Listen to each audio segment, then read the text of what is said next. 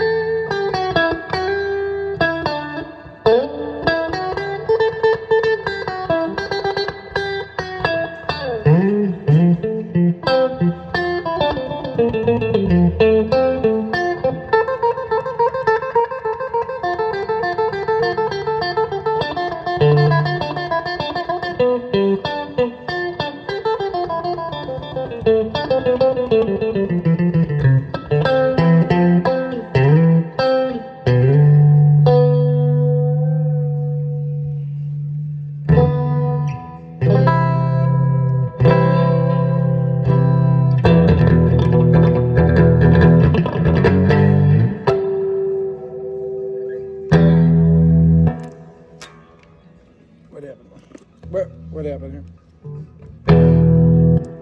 How come there's no sound here?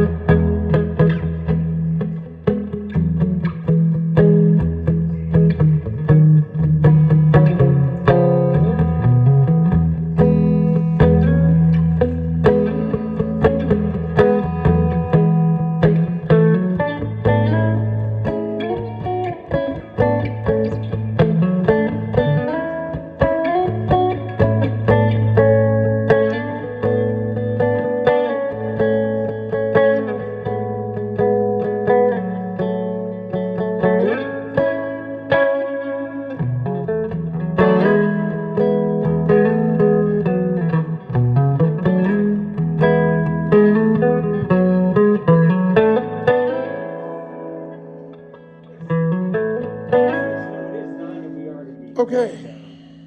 Not to kick you out, but So I can't stay here all night and play this no, until the sun comes up. But if I buy it, I could take it home and play it. you sure can. And this one is $11.49. We're done. And you could probably waive the 99 cents. Not my call to make, unfortunately. So I can make this decision at a later time. Yeah, I don't have to make this now. Unless I want to take it home with me. unless you want to take it home. But if I want to come back and buy it at another time. Yeah. She's laughing. I mean, stuff like this doesn't normally go off the shelves too often. So this will probably be here tomorrow. Absolutely. Unless she buys it. Or do you have any intention of buying this tonight after I leave? That'd be great. Oh man, I wish I could, but no, not tonight. Well, it is over $1,000, isn't it? Yeah, Which is a lot of money. for sure. Now, the government's printing money. Joe Biden is literally counterfeiting money. Am I permitted to counterfeit money and then pay you with that counterfeit money? Or would I go to prison? Is You there? probably go to prison. Yeah, unfortunately. So let me make sure I get this straight. They can do it. We can't. Excuse me. They're printing money, which is a hidden tax. It's making the money you have in your pocket worth less, isn't it? Hey man, look, I would be willing to talk politics anytime off the clock. I mean, the more, in other words, what I'm saying is the more they print, the less the money we have is worth. If that wasn't the case, couldn't they just print so much that you'd have $1 million, she'd have $1 million, we'd all be millionaires? Potentially. But it doesn't work that way. Because in Venezuela, as we speak, currently, they have hyperinflation. And in Germany after World War II, the people, and this is no bullshit, they were literally burning their cash in the fireplace I have seen the pictures. because it was worth more to heat the house than, because if you have to take an entire wheelbarrow full of cash to the store to buy a very small loaf of bread, you're better off burning it. And that's what's happening. And by the way, I just spent 7 weeks in the guest bedroom of Steve Jobs' partner in Pahrump, Nevada. And he wrote a book called Insolence of Office. Well, his first book was called Adventures of an Apple Founder. That's his autobiography. Because he is the guy who created the first Apple logo and wrote the contract that Steve Jobs and Steve Wozniak and himself signed. He wasn't an attorney, but he wrote the contract. He owned 10% of Apple. If he still owned that, Apple's over $2 trillion, so that he'd be worth a little more than Jeff Bezos. What's that? You bring that guitar? Yes, I did. Yes. And that other gentleman that was here was nice enough to put a string on it, and without even charging me, by the way. Are you asking if I brought this guitar? No, I'm just curious. I've been hanging around that guitar. Well, this is my guitar. Oh, you not own sure- the case right here. No, I don't have a case. That Jake and I did. Yeah. He put a string on it. I don't know how I can prove it. I can show you that I know how to play it. Clearly, I didn't hear you. It doesn't have my name on it, but the other gentleman that was here said to put a string on it would be 88 cents. And I was talking to him when he was putting it on right here, but then as it turns out, they didn't have one of the strings that you sell. He only had like a stock string, or I don't know what to call it. So he said, it turns out he's not charging me the 88 cents. Right. He's giving it to me for free. And I'm like, well, thank you very much. So I believe I'm free to go with my guitar. I know that it might seem like I'm shoplifting a guitar, but I can assure you I did walk in here with this for the sole purpose of having string put on. So we'll see you next time. All right, thank you.